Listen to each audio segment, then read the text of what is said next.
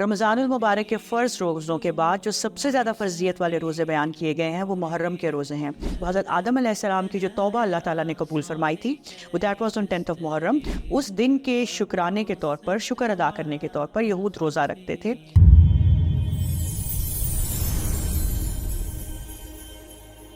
الحمدللہ الصلاۃ والسلام علی رسول اللہ، اما بعد، اعوذ باللہ من الشیطان الرجیم، بسم اللہ الرحمن الرحیم، رب اشرح لی صدری ویسر لی امری واحلل عقدۃ من لسانی یفقہوا قولی۔ السلام علیکم ورحمۃ اللہ وبرکاتہ۔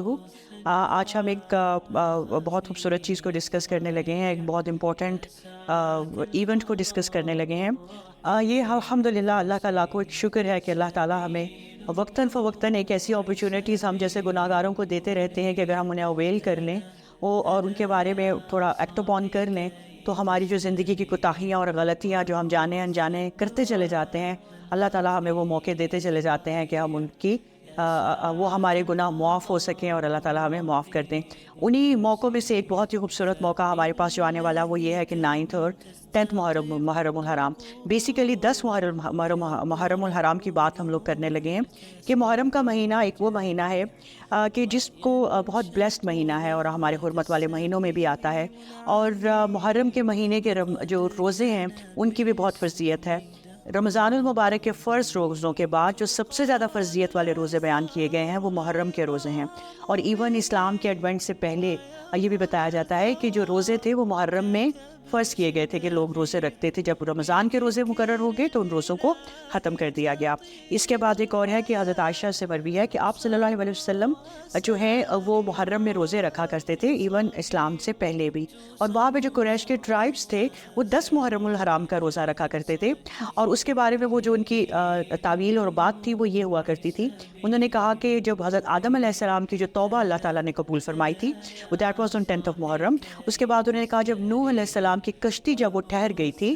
پانی پہ، جب سیلاب ختم ہو گیا اور وہ it came to its resting position, وہ بھی 10 محرم الحرام کا تھا، اور اس کے بعد جو حضرت موسیٰ علیہ السلام کو فرعون سے نجات دی گئی وہ بھی 10 محرم الحرام کو ہی تھی۔ اس کے بعد ہمیں یہ پتہ چلتا ہے کہ جب آپ صلی اللہ علیہ وسلم مدینہ گئے تو آپ نے دیکھا کہ یہود جو ہیں وہ روزہ رکھا کرتے تھے۔ اس کے انکوائر کے بعد انہوں نے یہ بتایا تھا کہ کیونکہ اس دن حضرت اللہ سبحانہ و تعالیٰ نے حضرت موسیٰ علیہ السلام کو فرعون سے نجات دی، فرعون کو عبرت کا نشان بنایا، اسے ڈبو دیا، اور بنی اسرائیل کو حضرت موسیٰ علیہ السلام کو اللہ تعالیٰ نے بچا لیا۔ اس دن کے شکرانے کے طور پر، شکر ادا کرنے کے طور پر یہود روزہ رکھتے تھے۔ تو آپ صلی اللہ علیہ وسلم نے فرمایا کہ مسلمان ہم لوگ زیادہ حقدار ہیں کہ ہم موسیٰ علیہ السلام کی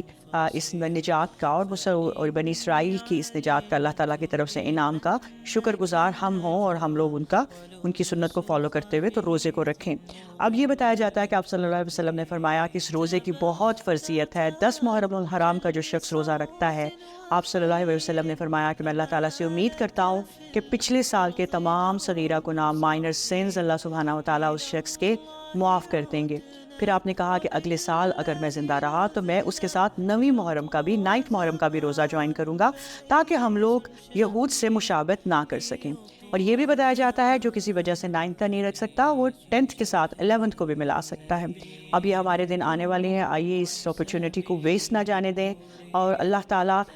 سے اپنے گناہوں کو ایک مغفرت کا ایک بہترین موقع ہے، بغیر کسی اسٹرگل کے، بغیر کسی مشکل کے۔ ہمارے جو پچھلے سال کے گناہ تھے اللہ سبحانہ و تعالیٰ انہیں معاف فرما دیں گے انشاءاللہ یا رب، اور انشاءاللہ 9th اور 10th محرم الحرام کا، یا 10th اور 11th محرم الحرام کا انشاءاللہ ہم روزہ رکھتے ہیں اور اللہ تعالیٰ سے اپنے گناہوں کی معافی مانگتے ہیں۔ جزاک اللہ خیر۔ السلام علیکم ورحمۃ اللہ وبرکاتہ۔